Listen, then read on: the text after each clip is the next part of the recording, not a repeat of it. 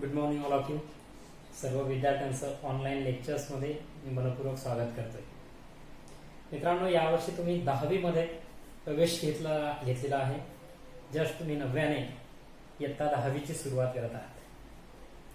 त्याच्यामध्ये बऱ्याचशा विषयांची चर्चा तुम्ही केली असेल, बरेचसे विषय तुम्ही चर्चेत असाल, अभ्यासत असाल.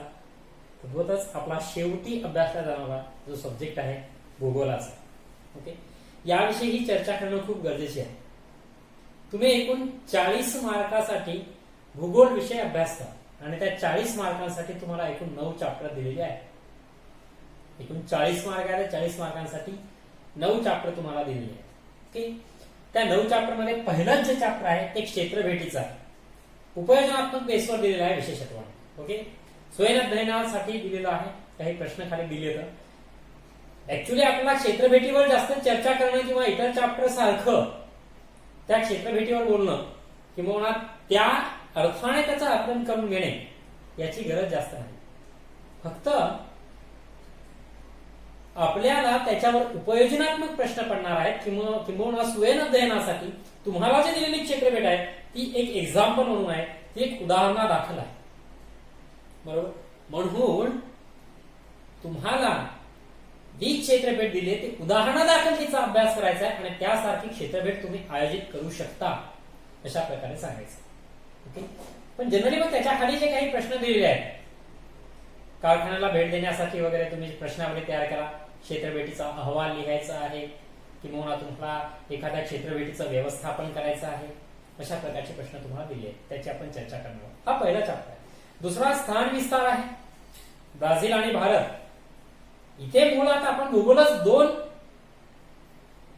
देशांच्या संदर्भातला पाहतोय. 2 देशांचा तुलनात्मक अभ्यास भूगोलाच्या माध्यमातून करायचा आहे. मग भारत आणि ब्राझील हे जे 2 देश आहेत, या दोघाही देशांचा आपल्याला तुलनात्मक अभ्यास करायचा, अगदी त्याच्या स्थानापासून विस्तारापासून. बरोबर, म्हणून भूगोल जो आहे त्याच्यात आपण भारत व ब्राझील या 2 राष्ट्रांकडे विशेषत्वाने फोकस करणार आहोत. बरोबर, आता लक्षात घ्या, त्याच्या बाबतीमध्ये स्थान विस्तार, प्राकृतिक रचना व जलप्रणाली, हवामान, नैसर्गिक वनस्पती व प्राणी, लोकसंख्या, मानवी वस्ती, अर्थव्यवस्था आणि व्यवसाय, पर्यटन, वाहतूक आणि संदेशवहन या 8 चॅप्टरचा विचार आपण भारत व ब्राझील या 2 देशांच्या तुलनात्मक अभ्यासातून करणार आहोत. भारत आणि ब्राझील. ओके, विशेषत्वाने तुम्हाला मुद्दाम म्हणून यावर्षी तुलनात्मक अभ्यास भूगोलाच्या माध्यमातून ठेवला आहे, जेणेकरून विद्यार्थ्यांना उपयोजनात्मक बेसवर तो अभ्यास करता यावा. ऍप्लिकेशन बेस तुलना करता यावी, तुलनात्मक अभ्यास करता यावा, या दृष्टिकोनातून हे 2 देश निवडलेले पाहिजे. भारत तर निवडणं साहजिकच आहे, आपण भारताचा अभ्यासक्रम पाहतो. पण ब्राझील का निवडला विशेषत्वानं? तर भारत आणि ब्राझील यांच्या खूप साऱ्या गोष्टी मिळत्या जुळत्या आपल्याला पाहायला मिळतात. बरोबर, प्राकृतिक रचनेच्या बाबतीत असेल, जलप्रणालीच्या बाबतीमध्ये असेल, हवामानाच्या बाबतीत असेल, नैसर्गिक वनसंपत्ती वगैरे या बाबतीमध्ये, क्षेत्रफळ, लोकसंख्या या गोष्टींच्या बाबतीत बराचसा मिळता जुळता आहे. म्हणून भारताच्या तुलनेसाठी ब्राझील निवडलेला दिसतो. तर या 2 देशांची तुलना तुम्हाला इथे करायची, भारत आणि ब्राझीलची. ओके, तर या सिलेबस मध्ये तुम्हाला पहिला चॅप्टर क्षेत्रफेट ठेवलेला आहे, त्याच्यावर आपण चर्चा करणार आहोत. ओके, जनरली याच्यावर चर्चा करूयात आणि नंतर एक तुमच्या प्रश्नपत्रिकेकडे जाऊयात, कृतीपत्रिकेच्या स्वरूपाकडे जाऊयात, त्याच्यावर आपण बोलू. मी तुम्हाला नंतर बोलू. मी तुम्हाला जी दिलेली क्षेत्रफेट आहे ती तुम्हाला डिटेल्स मध्ये नाही, डिटेल्स मध्ये घेणारच नाही किंवा शिकविणार नाही तुम्हाला डिटेल्स, ती तुम्ही बघून घ्या, कारण ती एक एक्झाम्पल बेसवर आहे. आणि म्हणून तुम्हाला क्षेत्रफेटीतून करावं काय लागत आहे हे तुम्हाला मी सांगतो विशेष. बरोबर, आणि सगळ्यात महत्वाचा आहे क्षेत्रफेटीचा अहवाल. आता बघा, क्षेत्रफेटीचा अहवाल, कचऱ्याचं व्यवस्थापन, क्षेत्रफेटीचं नियोजन किंवा व्यवस्थापन आणि कारखान्याला भेट देण्यासाठी काही प्रश्नावली, असे काही तुम्हाला प्रश्न दिले, त्यांच्याकडे विशेष तुम्हाला फोकस करणं खूप गरजेचं आहे. आता तुम्हाला जो दिलेला जो प्रश्न आहे प्रश्नावलीच्या संदर्भातला, त्याच्या बाबतीमध्ये मी तुम्हाला आधी बोलतो, थोडक्यात बोलतो, म्हणजे तुम्हाला मेन जो अहवाल आहे क्षेत्रफेटीचा त्याच्यावर मी जास्त फोकस करणार आहे. प्रश्नावली तयार करायची, तुम्हाला एखाद्या कारखान्याला भेट देण्यासाठी प्रश्नावली तयार करायची. लक्षात घ्या, तुम्हाला प्रश्नपत्रिकेत किंवा तुमची प्रश्नपत्रिका आता न म्हणता तुम्हाला कृतीपत्रिका म्हणणं खूप गरजेचं आहे. मग या कृती पत्रिकेमध्ये तुम्हाला जे प्रश्न दिलेले आहेत, 5वा आणि 7वा प्रश्न खूप महत्वाचा आहे तुम्हाला. त्याच्यातही 7व्या प्रश्नामध्येच तुम्हाला या क्षेत्रफेटीखाली दिलेले सगळे प्रश्न पडू शकतात, विशेष करून. ओके, प्राधान्याने सांगतो. कारण लक्षात घ्या, तुम्हाला प्रश्नपत्रिकेबद्दल किंवा कृती पत्रिकेबद्दल बोलतो म्हणजे तुमच्या पूर्ण लक्षात येईल काय करायचं. तुम्हाला जो प्रश्न पहिला आहे मित्र, ओके, तो प्रश्न पहिला सुद्धा तुम्हाला ऑब्जेक्टिव्ह बेसवर आहे. मग आता ऑब्जेक्टिव्ह बेस मध्ये एकदा सांगतो, मागे पुढे करू शकता, बोर्ड मागे पुढे करू शकतो ऑब्जेक्टिव्ह, म्हणजे कोणतंही टाकू शकतो. भले तुम्हाला वाटतं की प्रश्न पहिला रिकाम्या जागाच आहे असं वाटेल, पण अशातला काही भाग नाही, बदलू शकतात कधी कधी, बाय चान्स ते बदलू शकतात. म्हणून ऑब्जेक्टिव्ह सरळ सरळ मी सांगतो तुम्हाला. ओके, तर लक्षात घ्या, त्यामध्ये प्रश्न पहिला जो आहे ऑब्जेक्टिव्ह. आता ऑब्जेक्टिव्ह ओव्हरऑल ऑब्जेक्टिव्ह मध्ये, कारण 3 प्रश्न ऑब्जेक्टिव्हचेच आहेत जवळपास. ओके, मग ओव्हरऑल ऑब्जेक्टिव्ह मध्ये तुम्हाला काय असणार आहे ते सांगतो, किंवा छोट्या लघुत्तरी प्रश्नांच्या बाबतीमध्ये. 1. रिकाम्या जागा, योग्य पर्याय पुढे चौकटीत राईट अशी खूण करा, अचूक घटक ओळखा, वेगळा घटक ओळखा, सत्य असत्य विधाने, असत्य विधाने दुरुस्त करून लिहा, चूक बरोबर चुकीची विधाने दुरुस्त करून लिहा. बरोबर. त्याच्यानंतर साखळी पूर्ण करा आहे, असंगत घटक ओळखा आहे, तक्ता पूर्ण करा असेल, योग्य जोड्या जुळवा असेल. बरोबर. दिलेल्या पर्यायापैकी योग्य पर्याय निवडून विधाने पूर्ण करा असेल, ही एका वाक्यात उत्तरे असतील. बरोबर.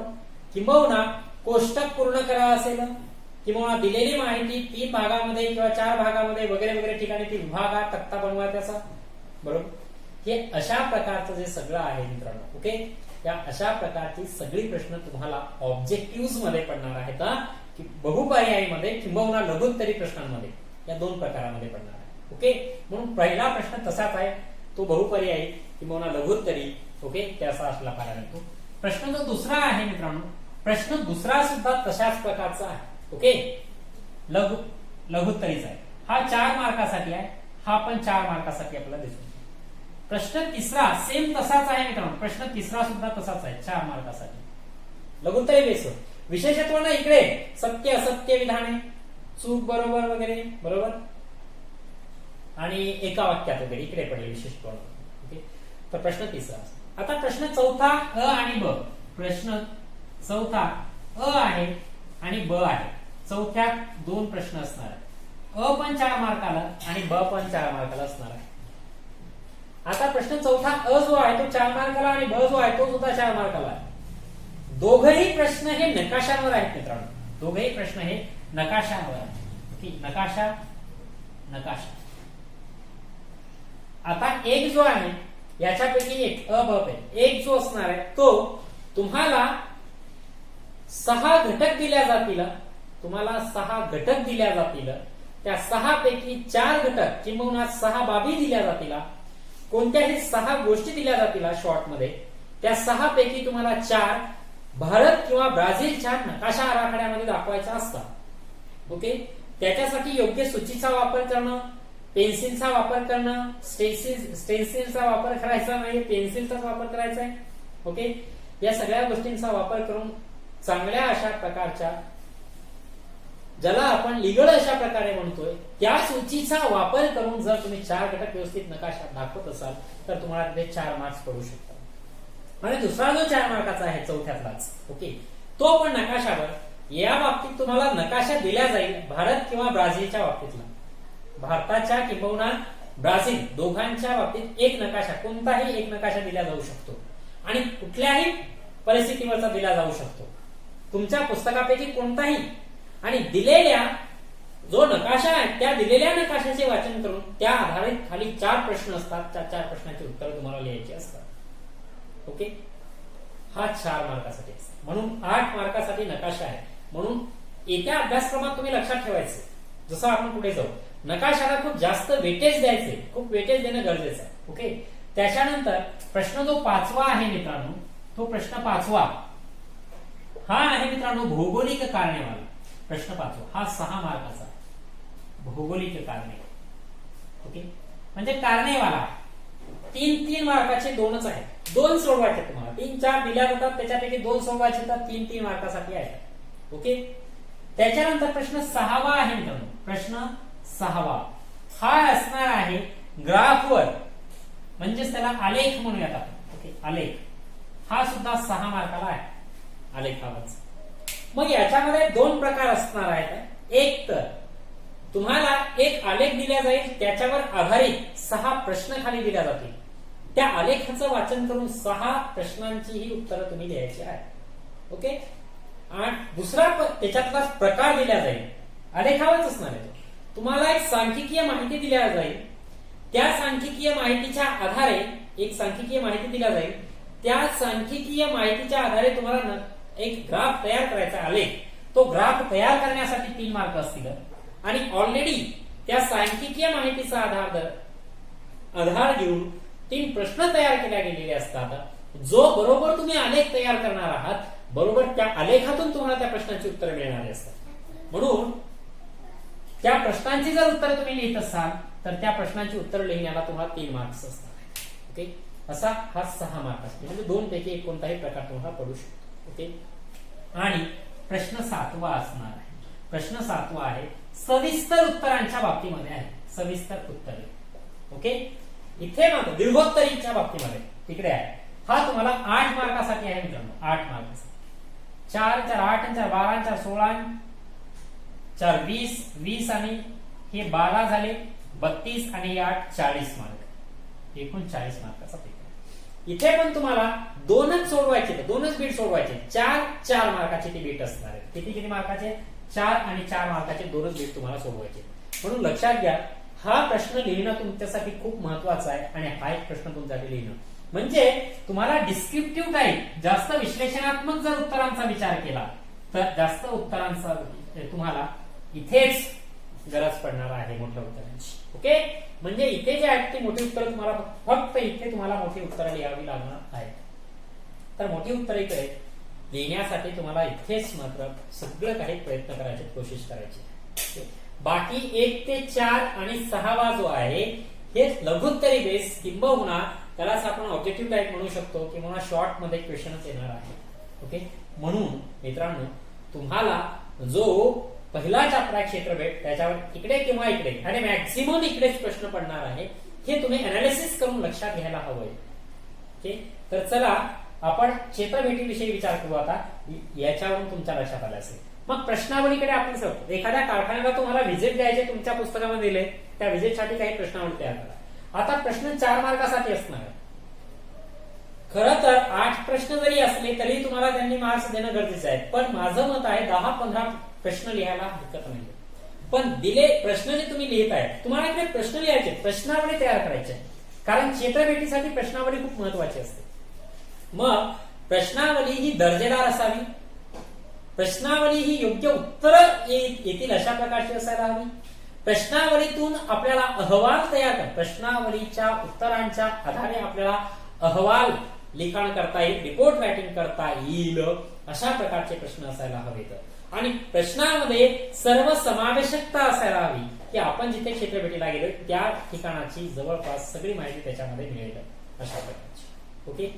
तर चला चर्चा करूयात आपण त्या प्रश्नांच्या बाबतीत. हे झालं. आता कचरा व्यवस्थापन म्हणून प्रश्न तुम्हाला, जसं की एक्झाम्पल सांगतोय, सपोज एखाद्या साखर कारखान्याला तुम्ही भेट द्यायला जाताय, बरोबर. मग साखर कारखान्याचं नाव असेल, साखर कारखान्याचं संचालन करणारी संस्था असेल, बरोबर. साखर कारखान्याला जो कच्चा माल पुरवला जातो तो कुठून पुरवला जातो, तिकडे जलसिंचनाच्या सुविधा कोणत्या प्रकारच्या आता, रोज त्याचं उत्पादन किती प्रमाणात होतं, कशा प्रकारचं होतं, कामगार कोणत्या प्रकारचे आहेत, तिथे कोणत्या तंत्राचा, कोणत्या पद्धतीचा तिथे वापर केला जातोय, बरोबर, वगैरे वगैरे. किंबहुना तिथे पर्यावरण संवर्धनासाठी कोणत्या भूमिका पाळल्या जातात, अशा प्रकारची प्रश्नावली तुमच्याकडे असायला. कचऱ्याच्या व्यवस्थापनाबाबतला प्रश्न हा तुमच्या बेसवरचा असणार आहे. कारण व्यक्तिपरत्वे उत्तर इथे बदलणार आहे. पण कचरा व्यवस्थापनाच्या बाबतीमध्ये तुम्ही विशेष काळजी घेणं गरजेचं आहे. म्हणजे क्षेत्रफळाच्या माध्यमातून तुम्ही एखाद्या प्लेसला व्हिजिट करणार आहात, एखाद्या ठिकाणाला ज्यावेळेस तुम्ही भेट देताय तिथेचे कचरा व्यवस्थापन, कारण तुम्ही भेट द्यायला तिथे जाता असं कन्सिडर करून मग तुम्ही तिथे व्यवस्थापन काय करणार आहात, अशा प्रकारे विचार करून तो प्रश्न विचारला गेलेला असतो. म्हणून तुम्ही भलेही तुम्ही कचरा करत असाल नसाल, हा भाग वेगळा राहिला सगळा, बरोबर. तुम्ही कचरा उचलत असाल नसाल उचलत, तुम्ही डस्टबिन मध्ये टाकत असाल नसाल टाकत, हे सगळे भाग बाजूला ठेवायचे. पण उत्तर मात्र समर्पक आणि दर्जेदार असायला हवं, ज्याच्यातून त्या ठिकाणच्या स्वच्छता राखण्यासाठी हातभार लागेल, अशा प्रकारच्या उत्तरातून अपेक्षित असतं किंवा तसा वाटलं पाहिजे. ओके, तर असो, आता आपल्याला पुढे सरकायचं आहे. नियोजन जर तुम्हाला दिलेलं आहे एखाद्या क्षेत्रभेटीचं, तर तुम्ही ते नियोजन कसं कराल असा एक प्रश्न विचारला. मग अगदी तुम्ही ठिकाण निवडसाल, तुम्ही वेळ दिनांक निवडसाल, बरोबर. रस्ता कोणता आहे, वाहन कशा प्रकारचं आहे, किती विद्यार्थी घ्यायचे आहेत, कुठे थांबणार आहेत, खाण्यापाण्याची, राहण्याची, जेवणाची, नाश्त्याची काय सोय असणार आहेत, बरोबर. फर्स्ट एड तुम्ही काय घेतलेलं आहे वगैरे, अशा प्रकारचा विचार सगळ्या गोष्टीतून करावा लागेल. आणि सगळ्यात महत्त्वाचे, ज्या ठिकाणाला तुम्ही, ज्या क्षेत्राला तुम्ही भेट द्यायला जाणार आहात, त्याच्यातून काय मिळकत मिळणार आहे, त्याच्यातून विद्यार्थ्यांना काय निष्कर्ष मिळणार आहे, विद्यार्थ्यांना त्यातून काय फायदा होणार आहे, याची चर्चा त्यात करावी लागेल, बरोबर. तर अशा प्रकारे तुम्हाला त्याच्यावर चर्चा करता येईल, हे नियोजन तुम्हाला करता येईल. ओके, आता अहवाल लेखनाच्या बाबतीमध्ये तुम्हाला बोलतो आणि मग जनरली तुम्हाला दिलेल्या उदाहरणाच्या याच्याकडे सरू आपण. अहवाल लेखनासाठी काही तुम्ही मुद्दे वापरणं गरजेचं आहे. जशा प्रकारे प्रस्तावना हा मुद्दा तुम्ही वापरायला पाहिजे. आता प्रस्तावना काय असतं, सिंपल गोष्ट आहे. क्षेत्रभेट ही भूगोलाच्या अभ्यासात क्षेत्रभेटीला खूप महत्वाचं स्थान असतं. एखाद्या भौगोलिक स्थळाचा किंवा नैसर्गिक असेल, सांस्कृतिक असेल, किंबहुना एखाद्या कार्यालयाचा असेल, एखाद्या आर्थिक स्थळाचा वगैरे असेल, अशा प्रकारे कोणत्याही एखाद्या स्थळाचा अभ्यास करण्याच्या दृष्टिकोनातून क्षेत्रभेट आयोजित केल्या जात असते, असं तुम्ही प्रस्तावनेत लिहू शकता. कारण खरंच मित्रांनो, भूगोलाच्या अभ्यासात क्षेत्रभेटीला खूप महत्वाचं स्थान आहे. कारण तुम्हाला त्या क्षेत्राचा अभ्यास, त्या परिसराचा अभ्यास, त्या ठिकाणाचा अभ्यास म्हणजे भूगोलाचा अभ्यास असतो. मग त्यात कार्यालय, एखादं सांस्कृतिक ठिकाण असेल, एखादी शाळा असेल, एखादी कंपनी असेल, एखादा मॉल असेल, बरोबर, एखादा आरोग्याचं ठिकाण वगैरे असेल, एखादा नैसर्गिक स्थळ वगैरे असेल, एखादा समुद्र किनारा असेल, एखादा किल्ला असेल, काही सुद्धा असू शकतं. ओके, प्रस्तावना शॉर्ट मध्ये लिहायची. तशा प्रकारचे मी सांगितलं की भूगोलाच्या अभ्यासात क्षेत्रभेटीला खूप महत्वाचं स्थान असतं. एखाद्या ठिकाणाचा सांस्कृतिक, सामाजिक, आर्थिक, राजकीय बाजूने अभ्यास करण्याच्या दृष्टिकोनातून क्षेत्रभेट आयोजित केल्या जात असते. ओके, आता दुसरा जो आहे तुम्ही त्याच्यामध्ये ठिकाण, दुसरा मुद्दा घेसाल तुम्ही की ठिकाण कोणतं निवडलेलं आहे. ओके, मग अमुक एखादा किल्ला असेल, एखादी लेणी वगैरे सपोज असेल, कारण हे आपल्या डोळ्यासमोर विशेष उभे राहत असतात. ओके, मग त्याला ते ठिकाणचं नाव लिहायचं, त्याला अनुसार विषय लिहायचा. क्षेत्रभेटीचा तुमचा विषय काय आहे, म्हणजे तुम्हाला भौगोलिक माहिती घ्यायची, सांस्कृतिक घ्यायचे, राजकीय घ्यायचे, धार्मिक घ्यायचे, आर्थिक घ्यायचे, नैसर्गिक घ्यायचे, त्यापैकी कोणती घ्यायची, तर तो असेल. ओके, तशा प्रकारे विषय त्याच्यामध्ये लिहिला गेला असेल. सपोज तुम्ही एखादा किल्ला निवडला असेल, डॅश किल्ल्याची ऐतिहासिक माहिती मिळवण्याबाबत किंवा भौगोलिक माहिती मिळवणे. ओके, अशा प्रकारे. आता किंवा भौगोलिक क्षेत्रभेट असं पण करू शकतो, सांस्कृतिक क्षेत्रभेट असं पण करू शकतो. आणि त्याच्यानंतरचा मुद्दा असतो हेतू. हेतूत तसल्या अमुक ठिकाणाची भौगोलिक आणि ऐतिहासिक, सांस्कृतिक माहिती मिळवण्याच्या उद्देशाने क्षेत्रभेट आयोजित करण्यात आलेली आहे. शॉर्ट मध्ये आहे, पण चांगल्या प्रकारचं असलेलं आपल्याला पाहायला मिळतं. ओके, त्याच्यानंतर पुढचं असणार आहे मित्रांनो, हेतूच्या नंतर तुम्ही वेळ दिनांक एखादा टाकू शकता. वेळ असेल, दिनांक असेल, बरोबर, अशा प्रकारचा प्रश्न टाकू शकता. कोणत्या दिवशी जायचं आहे आणि दिनांक काय आहे त्याच्या बाबतीमध्ये चर्चा करू शकता, बरोबर. त्याच्यानंतर आता मेन मुद्दा असणार आहे तुमचा संकलित माहितीचा. मेन मुद्दा कोणता असणार आहे, संकलित माहिती हा मुद्दा असणार. तुम्ही जी क्षेत्रभेट नेहमी लिहित असता मित्रांनो, किंवा क्षेत्रभेटीचा जो अहवाल तुम्ही नेहमी लिहित असता, तो अहवाल म्हणजे खरी संकलित माहिती. म्हणजे त्या ठिकाणाला जाऊन तुम्ही जी प्रश्नावली वापरली होती, या प्रश्नावलीची जी उत्तरं तुम्ही आणलेली होती, त्या उत्तरांचा आधार घेऊन एक सविस्तर स्वरूपामध्ये त्या ठिकाणाची माहिती तुम्हाला लिहायची आहे. ओके, आणि ती माहिती लिहिण्यासाठी तुम्हाला त्याची साधनं वापरायची, प्रत्यक्ष त्याचं निरीक्षण, अवलोकन करायचं आहे. आणि जे तुम्ही पाहिलेलं आहे, जे अभ्यासलेलं आहे, ज्याचं अवलोकन केलेलं आहे, जे आत्मसात केलेलं आहे, त्या सगळ्या गोष्टी संकलित माहिती या पॉइंट मध्ये येतात. ओके, म्हणून त्या संकलित माहितीमध्ये टाकायच्या आहेत. म्हणून हा सगळ्यात मोठा पॉइंट इथे होणार आहे. इथे क्षेत्रभेटीचा खरा अहवाल असणार आहे. म्हणून क्षेत्रभेटीचा संकलित माहिती हा गाभा असणार आहे, किंवा विषय विवेचन असं पण त्याला म्हणू शकतो. पण संकलित माहिती हा चांगला आहे, कारण त्या क्षेत्रभेटीतून तुम्ही अशा प्रकारची माहिती मिळवलेली असते, हा हेतू असतो. ओके, आणि त्याच्यानंतर असतं मित्रांनो निष्कर्ष लिहू शकता तुम्ही. निष्कर्ष ओके, म्हणजे ती क्षेत्रभेट आयोजित जे केलेली आहे त्या आयोजनामधून तुम्हाला काय मिळालेलं आहे, काय निष्कर्ष निघालेला आहे, तुम्हाला जो हेतू ठरवलेला होता तो हेतू तुमचा पूर्ण झालेला आहे की नाही, ती उद्दिष्ट तुमची पूर्ण झालेली आहेत की नाही, तो अभ्यास विद्यार्थ्यांना करता आला आहे की नाही, जी माहिती मिळवायची आहे ती मिळालेली आहे की नाही. ओके, हा अशा प्रकारचा निष्कर्ष तुम्ही त्याच्यामध्ये लिहिणं गरजेचं आहे. त्याच्या नंतर तुम्ही समारोप लिहू शकता. समारोप किंबहुना तुम्ही कधी कधी समारोप आणि निष्कर्ष आणि समारोप हे जे दोन पॉइंट आहेत हे दोनही पॉइंट तुम्ही कंबाईन करू शकता, कॉमनही करू शकता.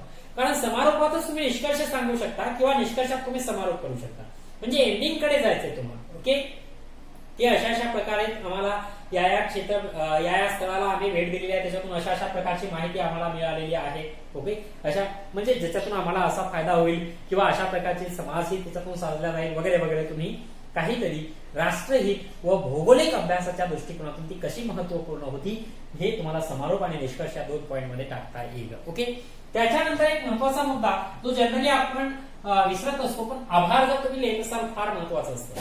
कारण तुमची शालेय कमिटी असेल, तुमचे मुख्याध्यापक असतील, ते विषय शिक्षक वगैरे असतील, तुम्हाला घेऊन जाणारे असतील, तो चालक वाहक वगैरे असतील, बरोबर, किंवा तुमची जेवणा खाण्या राहण्या पिण्याची सोय करणारे, या सगळ्या मंडळींचं तुम्ही आभार मानणं खूप गरजेचं असतं. कारण रिपोर्ट रायटिंगचा तो एक महत्वाचा पार्ट आहे अहवाल लेखनाचा. ओके, आणि त्याच्यानंतर असतं संदर्भ सूची.